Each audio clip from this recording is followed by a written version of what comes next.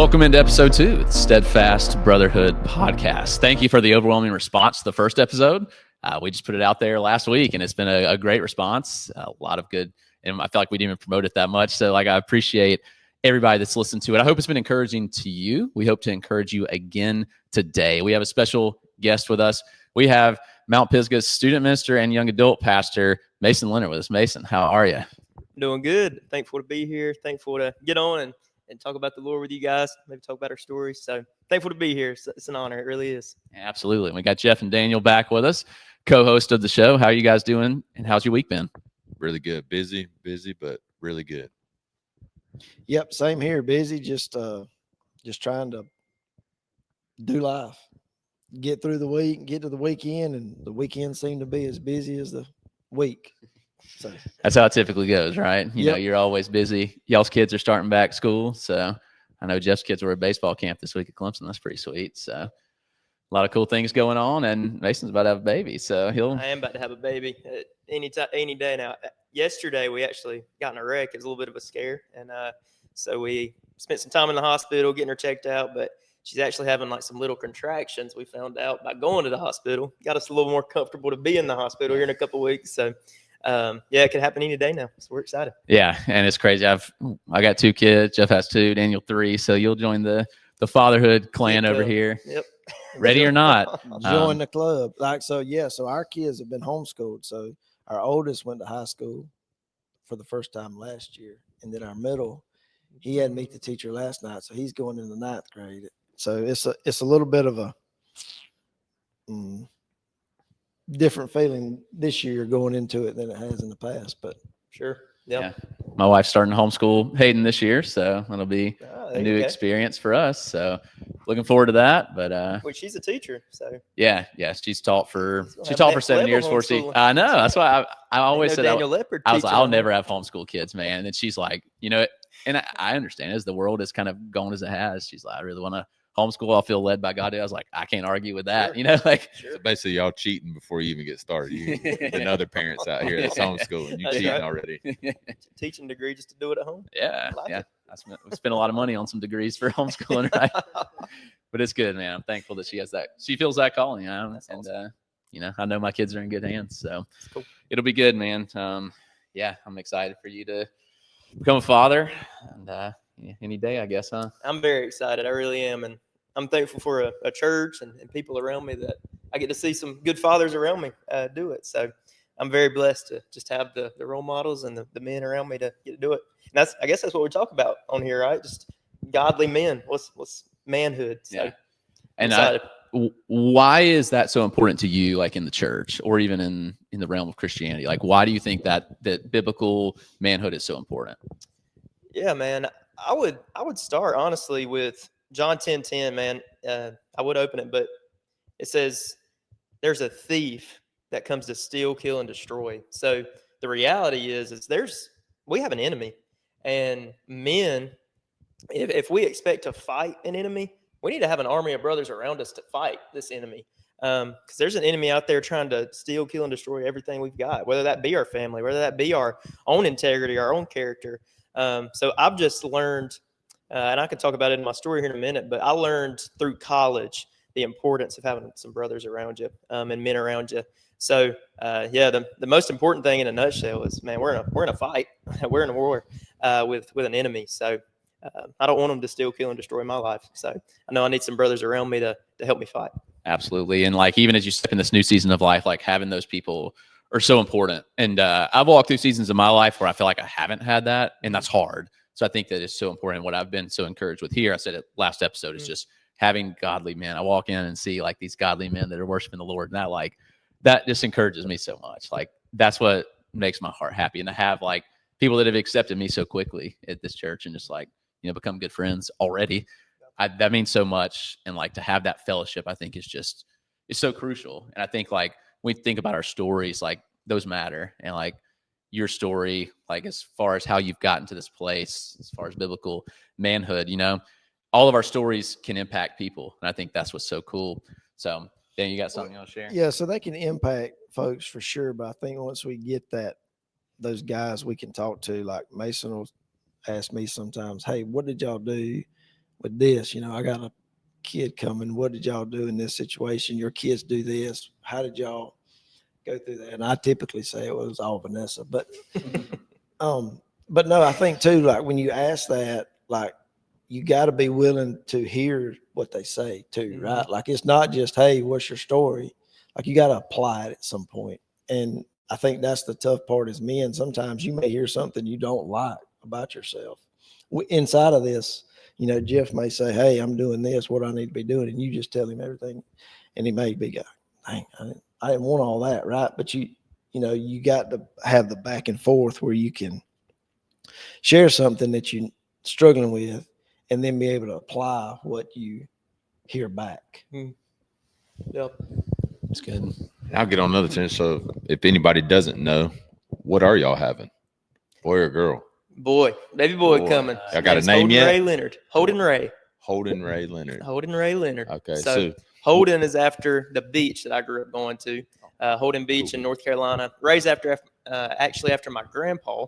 So his name's Dennis Ray, and Leonard's my last name. So Holden Ray Leonard. So with your background, is that a different mindset knowing that you're bringing a son? You and your wife are bringing a son into the world instead of a daughter. Does that change in your faith and the way you're reading scripture or your teachings to other young men now that this is about to come to full life of having your own future man here? Is that something you think about? I would say that y'all definitely know this feeling, but when we were figuring out what he was going to be, what she was going to be, what it was going to be, I honestly started convincing myself, man, I hope it's a girl, because it feels like an added pressure to raise a man. With a girl, I had in my mind, man, this is gonna be my little princess. I'll love her. I'll fight somebody for her. But with a boy, man,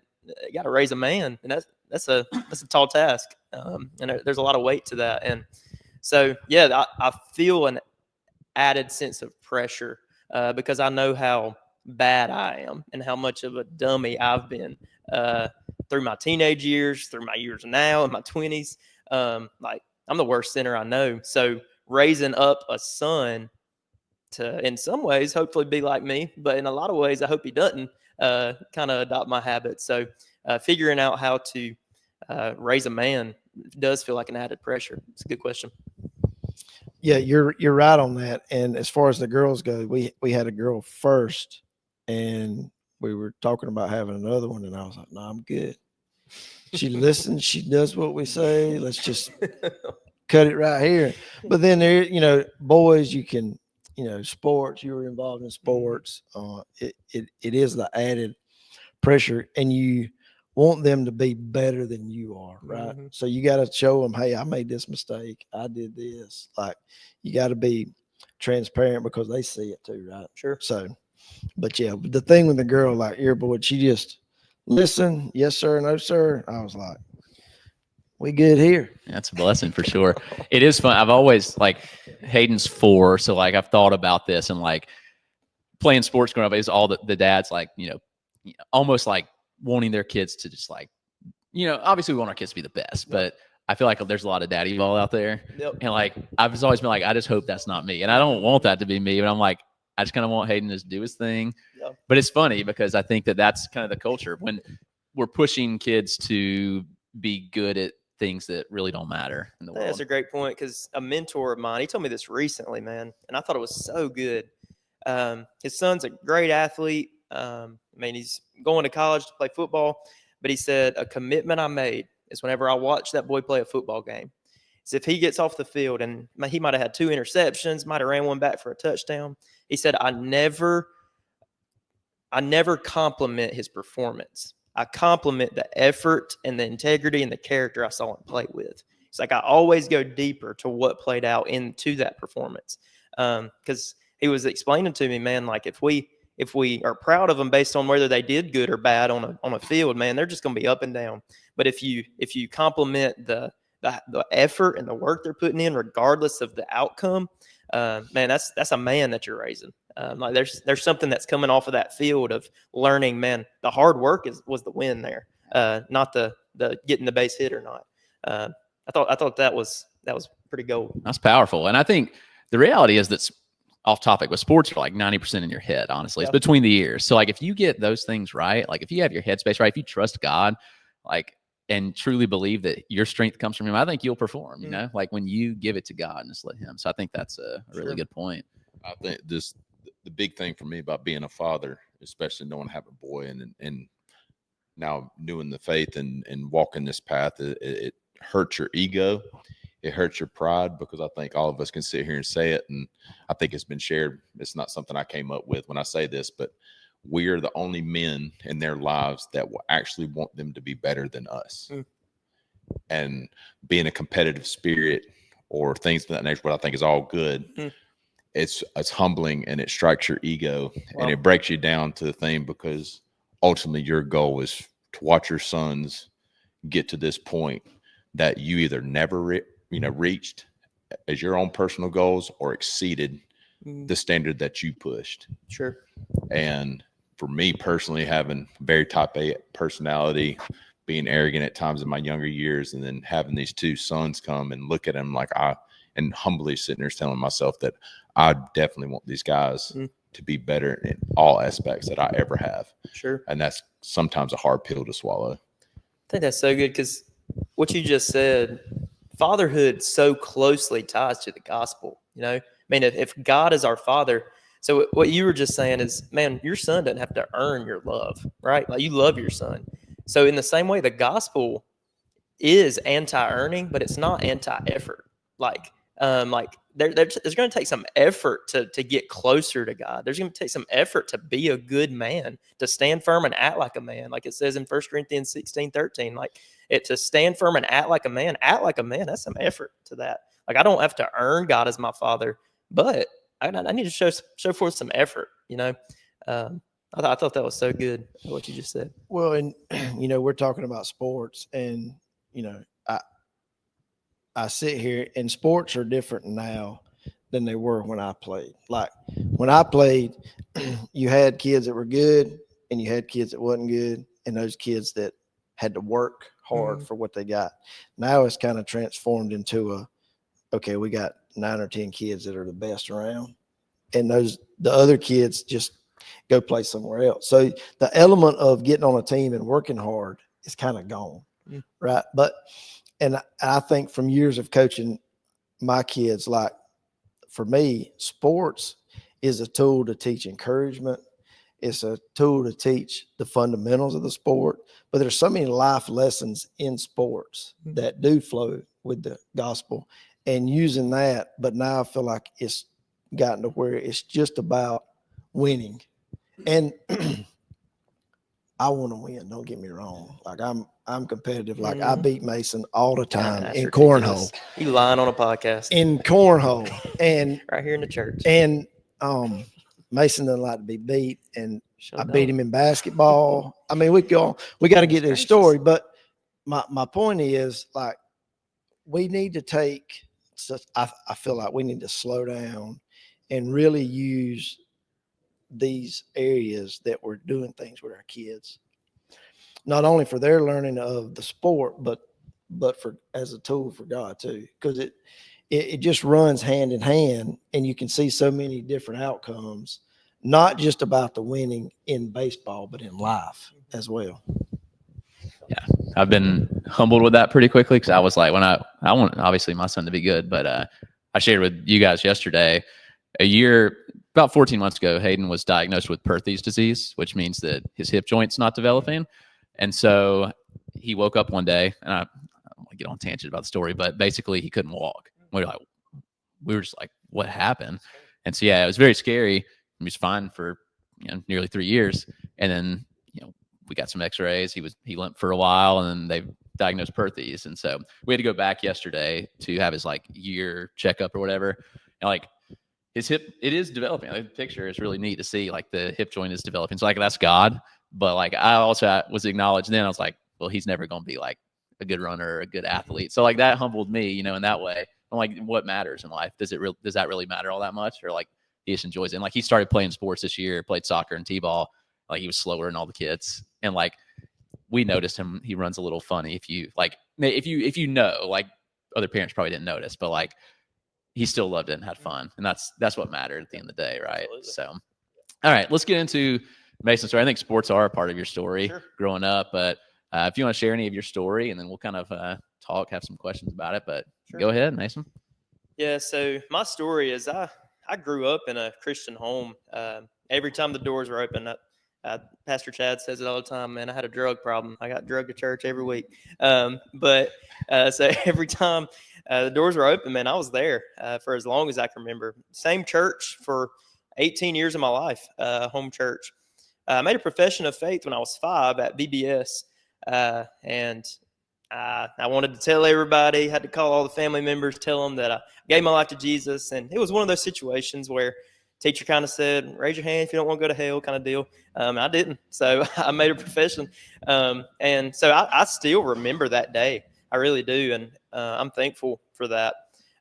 But kind of fast forward till I was about 13. So between that 5 and 13 age gap, I was already going down a path that I look at some of my 11 and 12-year-olds now that are in my youth group. I'm like, man, like I was actually different than these kids.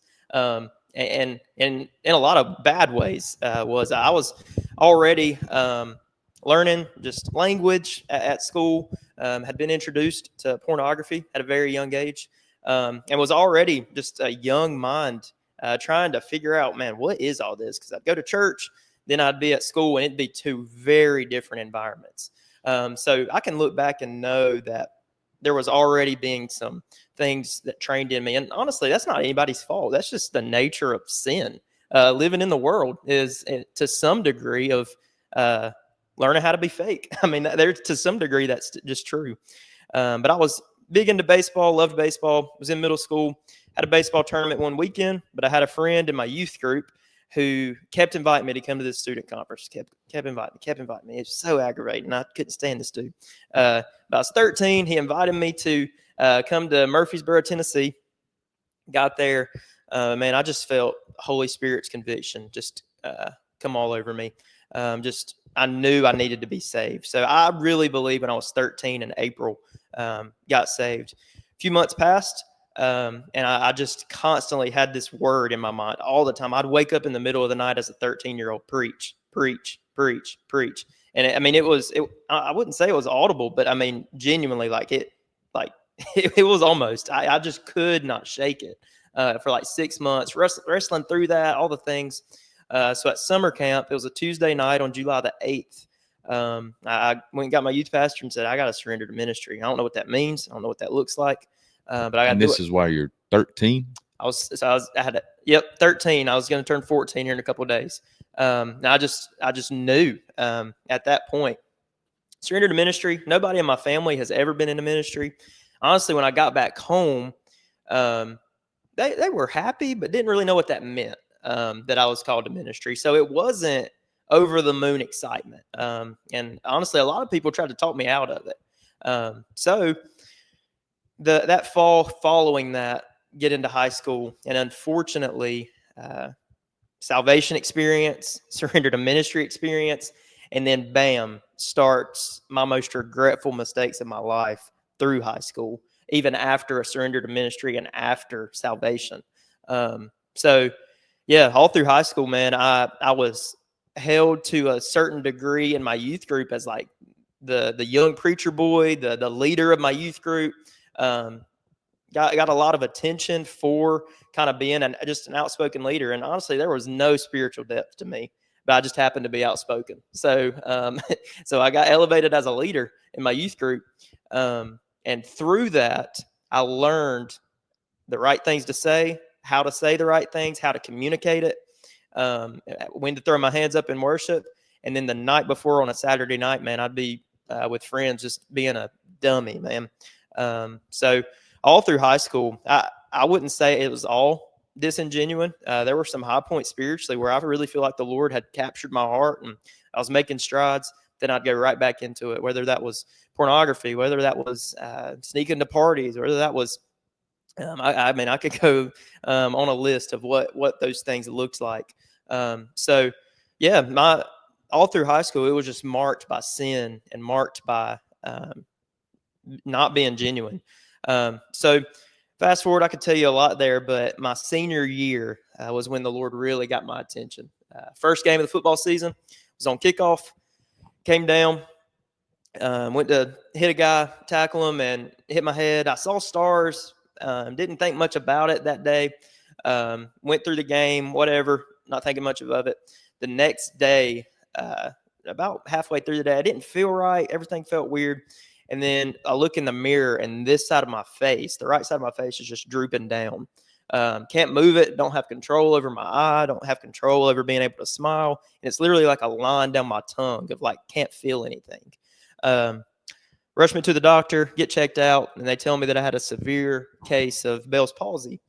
So what had happened was there's a nerve behind your ear, only on the right side, that if that nerve gets ruptured, you get something called Bell's palsy, where you don't have any control over the right side of your face. So things were super loud in my right ear. I couldn't close my eye. I'd start having to tape it shut. I'd have to like pull my mouth up to smile. It looked kind of funky.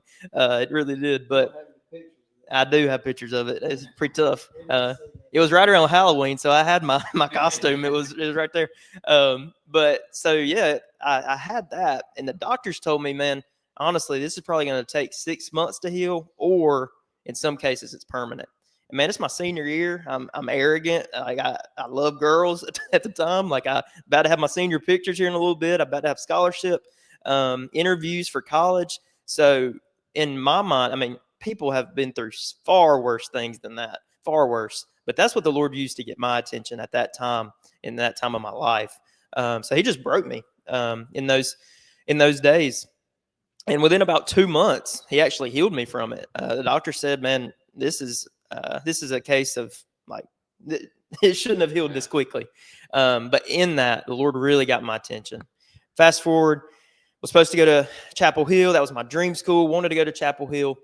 But a friend of mine was going to Anderson University, had never heard of Anderson before, a couple of months before I went, coming from Shelby, North Carolina. So a couple of months before I went to Anderson, I went on my first visit there. I liked it. I was like, I guess. But they told me about a scholarship that I could interview for. Went through that process and was able to use Bell's palsy in that story for some of the questions. And the Lord just knitted me and a lady named Pam Ross's hearts together. Ended up receiving that full ride to go to Anderson. Very blessed for that. Went to Anderson as a business major, not wanting anything to do with ministry or anything like that. Had walked away from all of that.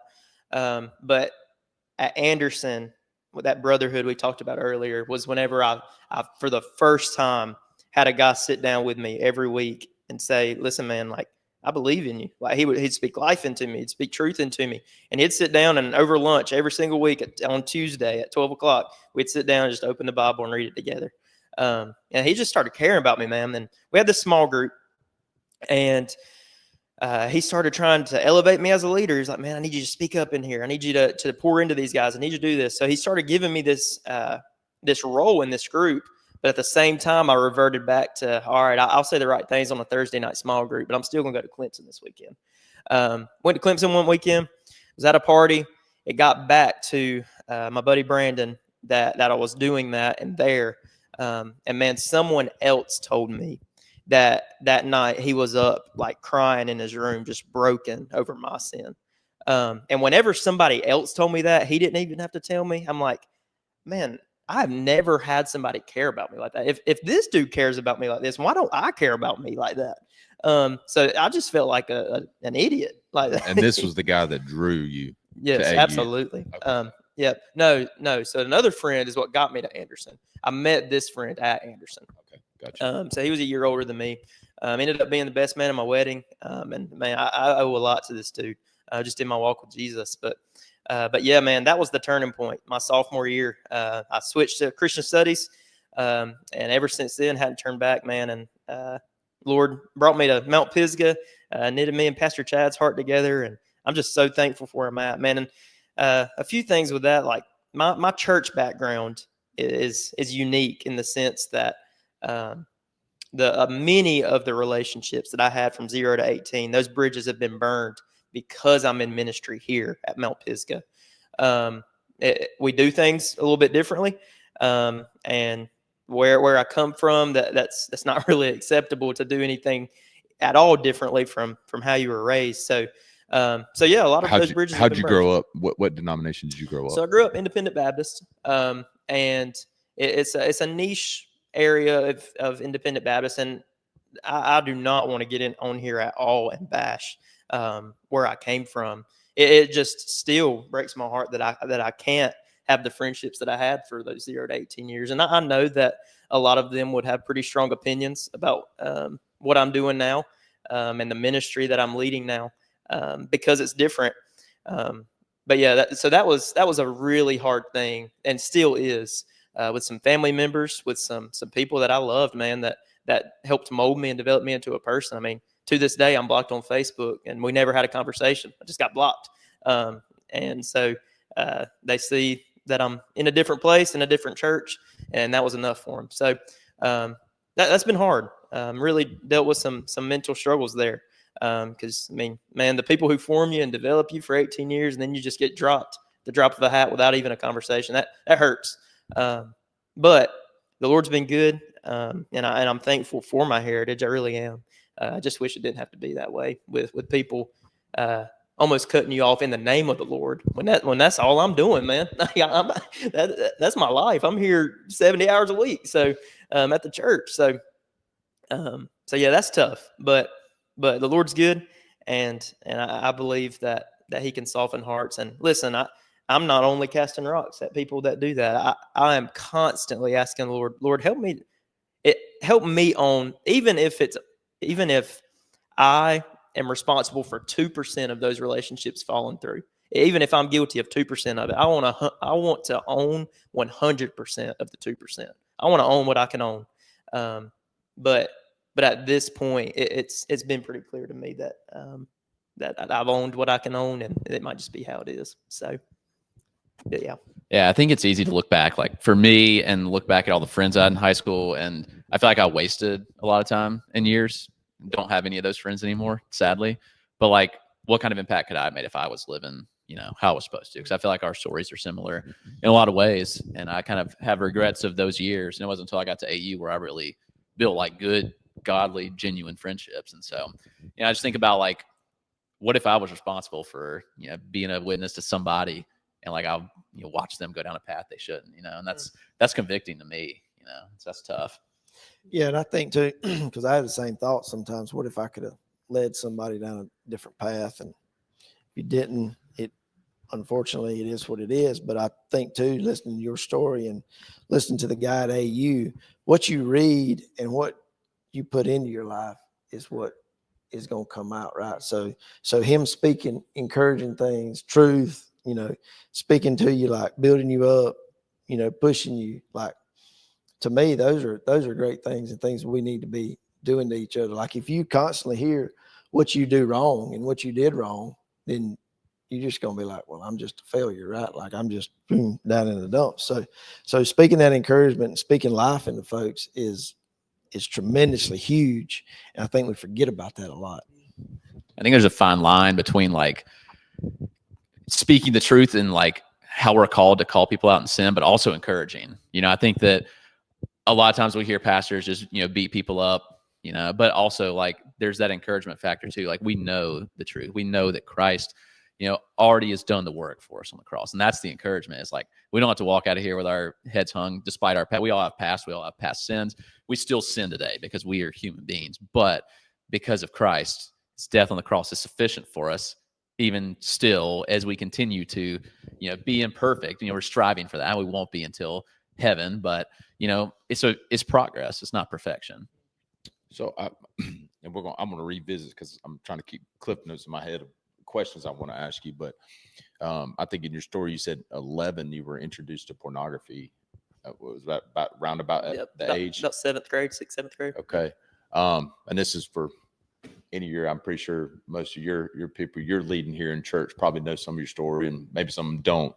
But I'm curious of what was your Achilles heel that you knew at 13, which I think is wild, that God spoke to you in a way that you felt like you needed to preach and you needed to lead a ministry. But what was the Achilles heel that kept drawing you, those God pokes are real. I believe that because I've experienced them. But what was that Satan grasp on you that kind of just kept redirecting you during that time as a young man and and growing into yourself? I think a lot of that calling was because a lot of the heroes in my life at that point in my life were preachers. And I don't think that negates the fact that it was a true calling on my life. It was just where God positioned me and grew me up to look around and see, man, these heroes of the faith in my life were pastors and preachers. So I think a lot of that, man, there was an awe to that, to be able to be called into ministry whenever I was 13. So then that Achilles heel in that calling was me getting to school and like, man, it seems like these people at school have a lot more fun than I do. Man, it seems like these people at school, I go to their neighborhoods, they got a lot more money than we do. Man, I like hanging out with these friends. So it's funny. A pastor I listen to all the time, he grew up much like me, independent fundamental Baptist. He says, man, fundamental Baptist, it's a whole lot of mental and not a lot of fun. And so I thought that was so funny. But so I think some of that was, man, I was just immature, young as a kid. And there was something in me that was gravitating towards sin, man. I wanted to have fun. Because anybody who tells you that sin isn't fun, like, might not be doing it right, because sin can be fun for a little while, but then you end up in a desert, and you end up in a mess. But it wouldn't be enticing if it wasn't fun at first, and I was chasing that. Yeah, I think I've seen when you're talking about that, and it really hit me. I saw I think it was a YouTube clip or something. A pastor was giving illustration, and he was talking about sin in that type of way where he kept bringing one of his deacons or whoever was his assistant to come and just put chains on. And he was just talking about drinking, and he put a chain on, and then women put a chain on, and it was just the point like he's wearing like 75 pounds of chains, and he was just, the only difference is all these things that this guy, this thing is putting on me, is at the time I'm not aware of how much it's weighing me down and how much bondage is actually wrapping around me. And I think that we get to that point when you say, is sin horrible? Well, yes. And I think that, correct me if I'm wrong, but that's about the only time I hear God saying he hates something is sin. And the devil flips it. He's the professional liar. And so he's not going to put you, hey, I'm going to give you these chains and they're going to be heavy, buddy. So wear them. And you're like, yeah, let's go. Yep. He's going to give you those things. And then I'm just curious to wrap around my question is just, I think it's amazing that you heard that God poke or felt that God poke at 13. You're introduced to something at 11 and you kind of have a direction, but something's pulling you. And I think a lot of kids, especially in a day and age now, what these kids are learning, what you learned at 11 are probably learning at 6. I mean, I'm a law enforcement officer, and some of the things I see in people's houses, I didn't know until I was in high school. And I didn't know if there was something that, again, that just gravitated back to you, that just kept reeling you back in over and over and over. Like I said, like we said earlier, like I'm the youth pastor here, and the average age, that's not the youngest age, the average age for being introduced to pornography today is 8 years old. It's the average age. It's an epidemic. It really is. Well, that's what I was going to ask. Daniel, you've got older boys than we do. Like, are there safeguards that you've put up? Because that's a major issue. Like, I know how it wrecked my life in high school. And like, I think about that. Like, my son's 4, but like we were even talking before we started, like everything's just so desensitized now. Like, I mean, Netflix can put anything on there, right? And even now social media allows nudity to be posted. Like, it's not even blurred out on like social media platforms. It's like, I've just really worried about for my son, like, how do we safeguard that? And how practically do we like raise kids in this world to try to, I don't want to say shelter them, but like also like we got to protect them from those things because we know how destructive it can be. Yeah. So no phones.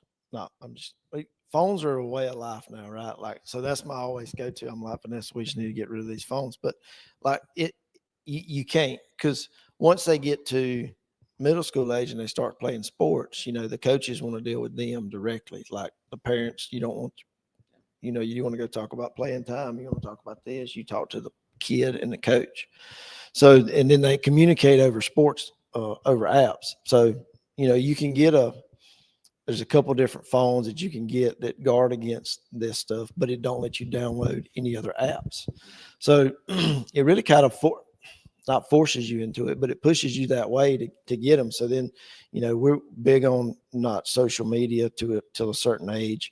And then, of course, those social media apps have age restrictions, and then you can get parent accounts and guardian accounts. And then there's other things that you can do to put on the phones, as far as restrictions and screen time and such. So the list goes on and on about that stuff. It's just which area you choose to use or which program you choose to use. But there's such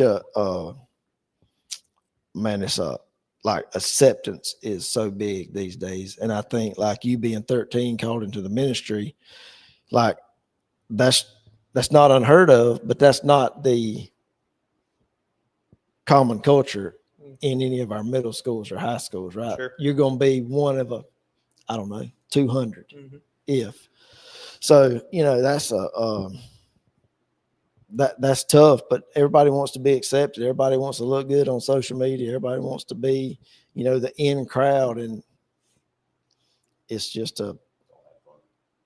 it's a battle that everybody's fighting. I mean, we were at Meet the Teacher last night, and you now have a set of rules for cell phones. No cell phones. If you see your cell phones, no earbuds. Like they had 6 rules about cell phones. And I'm like, well, if you just didn't have them. But again, I'm on mine a good bit. My next question for you in your story is, and whether you want to share it or not, that's up to you here. But your call into ministry and your closest ones were the ones that kind of just dropped you, because it wasn't their way of thinking. Because I think in my story, that's what pushed me away. I was raised Pentecostal, and because it was my tattoos, I got prayed over because I'm going to hell and that sort of thing. And I just thought Christian people, including yourself, Mason, when you get all y'all a bunch of hypocrites. How do you flip that? How do you look at the cup half full? How do you get lemonade out of that lemon type things of knowing these people have a very intimate relationship with you that most of us here probably won't ever have because they knew you from whenever you were born, and you still continuing your path, you're continuing your faith in God and knowing where you want. And also, second part of that, how's your wife deal with that with you? Because I know this is about a bunch of dudes talk, but our wives are a very important pillar in our home, that she's got to be, probably sometimes, like my wife has been the punching bag, because that's just who's in our household. So I know 2-part question, maybe a little complicated, but I'm curious how you still stay disciplined in that. I'll give you an example of the amazing woman that I've married. Are you trying to get brownie points? No, with that one? No, this is just God's honest truth. Whenever we were engaged, a family member got up at my church Sunday morning, 400 people, got up at my church and said, y'all pray for my son. Everybody knows who his son is. Y'all pray for my son. He's with a girl that's pulling him away from everything we've ever taught him. On the live stream, on everything.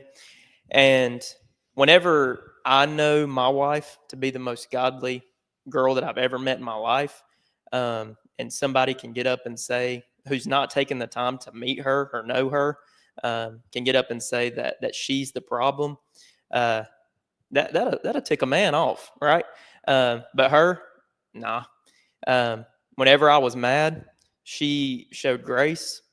She committed to us praying for them every day. And she said from the get-go, she never got mad. She never got upset, never once.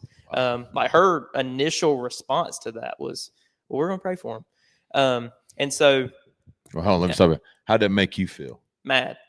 I felt like at that point she's leading you when I'm learning in the Bible. We lead. We don't. Yeah. Okay. All right. And so anger and bitterness is like wanting somebody else to die, but you're drinking the poison, right? And so I have had to learn forgiveness over the past 6 years in a way that I had never known. So I can say with complete and full honesty that I forgive those people. I really do. But there are certain boundaries that come along with forgiveness that just because I forgive you doesn't mean I can trust you. Because you've said things about me, you said things about my wife, my family, and to this day I still know how you feel. So I forgive you, but I can't trust you.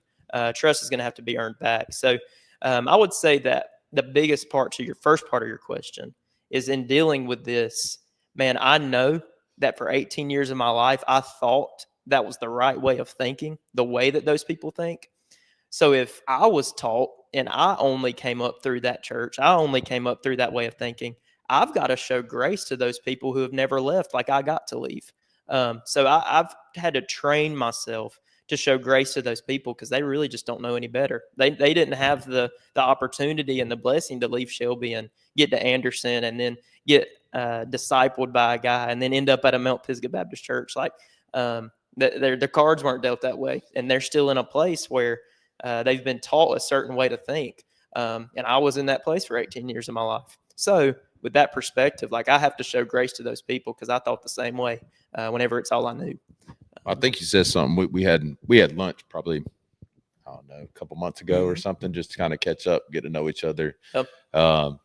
And something that you said to me, and it really resonated with me, and I've held on to it, is I asked you certain problem I was having with family members and stuff like that, and you said the best way I can respect, because I was struggling with the honor thy mother, thy father type aspect, and you said that, and I'll probably butcher it verbatim what you said, but it was something that, well, I honor that person by setting boundaries and keeping my respect for showing that grace, that forgiveness, and just not having that communication. Mm-hmm. And it kind of blew me away, your response to that, because I was expecting you, being in your line of work, to slap me upside the head with your King James version, just tell me something deep and, Psalms that David sang about or something.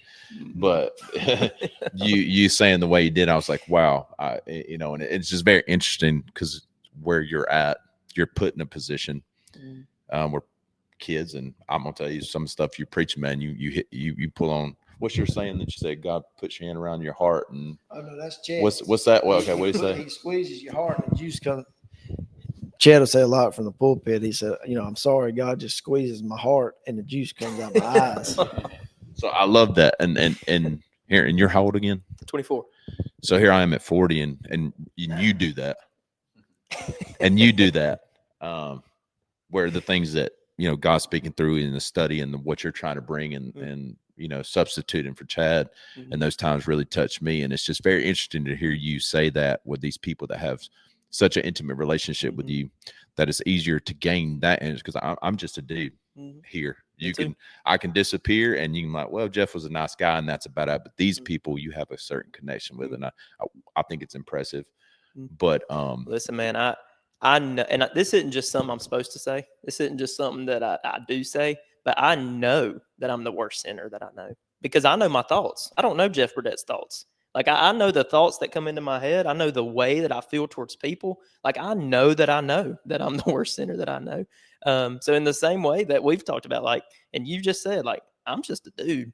Like I get to read my Bible and I got to get an education in it. I'm still in education now, like learning this stuff. But yeah, I'm the worst sinner that I know. And man, I mess up every day. So I get to do what I get to do, man. There's nothing I love more than being the youth pastor to the students at this church. But a lot of times I feel almost like an imposter that like, man, I'm worse of a sinner than this 16-year-old following Jesus right now. Now, this 16-year-old is doing it better than I'm doing it right now. I feel that often.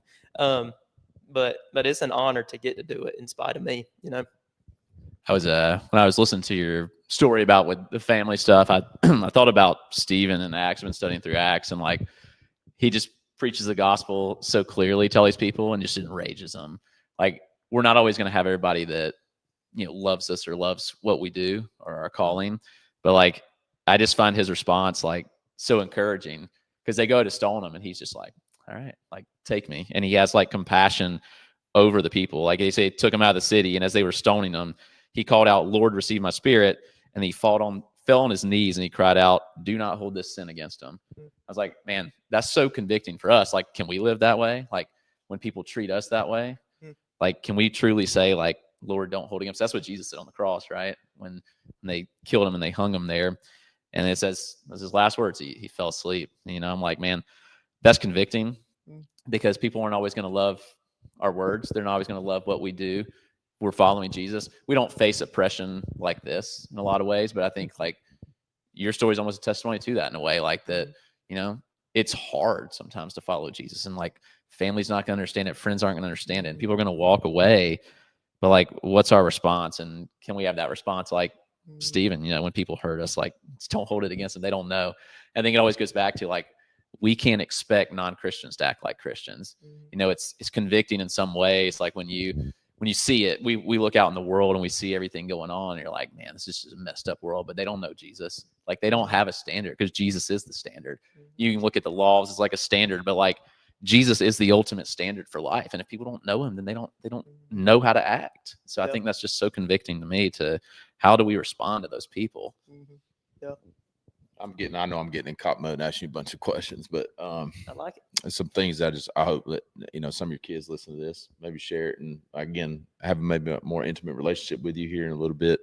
But for parents, I mean, my kids are 9 and 6, so I'm far from it, but it seems like your experience, and find out you went to AU as well, correct? So the environment that I know, some of these pressures that these parents are having, I have a couple buddies where, you know, visiting college campus and trying to, where does it fit the kid, where do they feel comfortable, but also us as parents going to have a plan where we want our kids to go.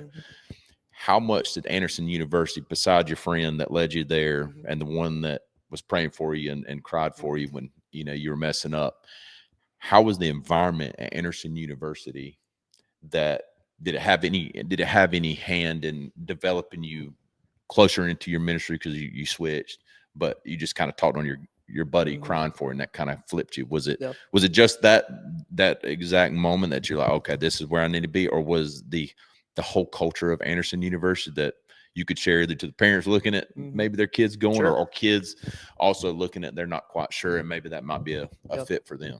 That's a great question. And I would tell you that my friend Brandon, who cried for me, led me, discipled me, all the things, like, that definitely kickstarted it. But it was the culture of Anderson to develop me to who I am today.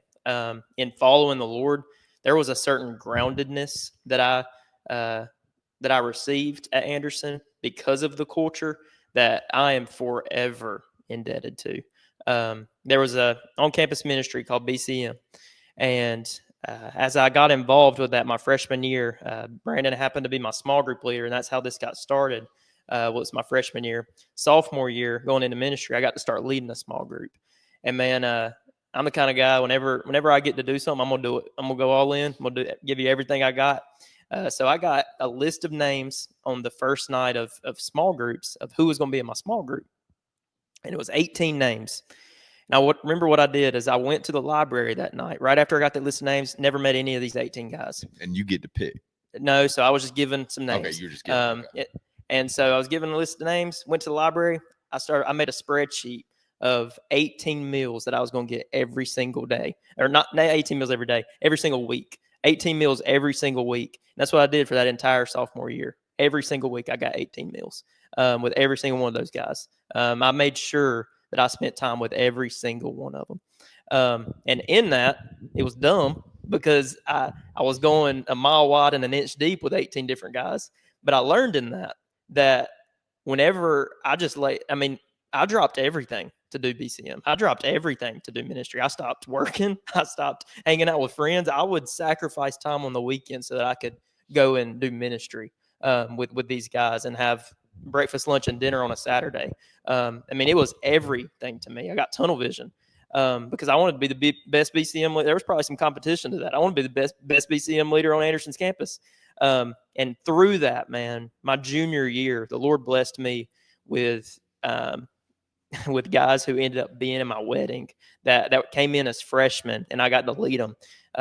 Two of them I got to lead to the Lord, and one of them I got to baptize myself. And through that, man, I was able to Tim Keller says it this way: you can find your purpose by affinity, opportunity, and ability. And when those three things intersect, you found your purpose. So affinity, man, what are you passionate about? Like what just gets your gears going? Ability, man, like, are you actually able to do it? So I might be passionate about singing, but I can't sing. So that ain't gonna be my purpose, right? So I'm passionate about it. I have the ability to do it, and the opportunity is right in front of me. You found your purpose. And man, BCM showed me that. Man, there was and I had the ability to get 18 meals a week because I was a college student, man. I can make that happen. I had a meal plan. I can do that. I can sit down with them. Man, I was passionate about it. There was nothing I loved seeing more than people make strides in their faith. And there was an opportunity right in front of me, man. I'm on a college campus. Like, let's go. So I found my purpose, and I said, let's go. So actually doing it and getting my hands dirty, just doing ministry, I learned how to do ministry. It wasn't from a seminary textbook. It wasn't from the classes I was sitting in. No, I learned how to do ministry at Anderson because I just jumped head first in and started doing it. So it developed me for sure. And that's promoted by Anderson University to Absolutely. do that type of thing, or did you? When take I that was there, at initiative least to do it was the culture. Whenever I was there, at least it might be taking some steps away from that. I'm not sure. But when I was there, it was white knuckled. Let's go. And so I want to put a plug in on Mason. Y'all, well, I've got kids in the youth group now, and those things that he's just talking about, he's still applying them today, whether he knows it or not. You know, texting with the kids, having leadership meetings, Boyd's on the leadership team, and the stuff she's learning how to do at a younger age is awesome. And I'm just grateful that God allows him to do that here. It's not all him, it's God. Absolutely. But he does have a pretty good hand on it. And like even Catherine's like, Mason texted me and said this, Mason texted me and said that. We went and played golf with Mason, had a great time. So just the stuff outside of just coming to church and going to the youth group is awesome. And I appreciate that. All right. I'm going to wrap up with this. You had sent a verse out of 1 Corinthians chapter 16, verse 13. Is that kind of a life verse to you? It is, absolutely. Yeah. So It's the lock screen on my phone. there you go. Yeah. So you probably know it. Be watchful, stand firm in the faith, act like men, and be strong. And then 14 says, let all that you do be done in love. So may that be an encouragement to everybody listening this week, to us, that we would just do everything in love. And I think that's sometimes hard because we're sinners. We get frustrated. You have kids, you get frustrated with your kids to anger sometimes. And, let everything you do be done in love. So thank you for coming on, man. I appreciate your story. It's very just compelling for me. Hope it's compelling for people that are listening as well. And so we appreciate you sharing that. Dan, you want to close us in prayer? We close out. Dear God, I just thank you for Mason and what he means to a ton of kids, dear God, not just in this church, but in this community, dear God. I just thank you for the guys here. I thank you for all that we have going on, dear God. I just want you to keep us disciplined, keep us in your will, keep your hand on us to just keep pushing forward, dear God. Just thank you for everything that you've blessed our families with. Be with our families. And we just thank you again for everything. In Jesus' name, amen. Amen. All right. It's been episode 2. We'll see you guys next week.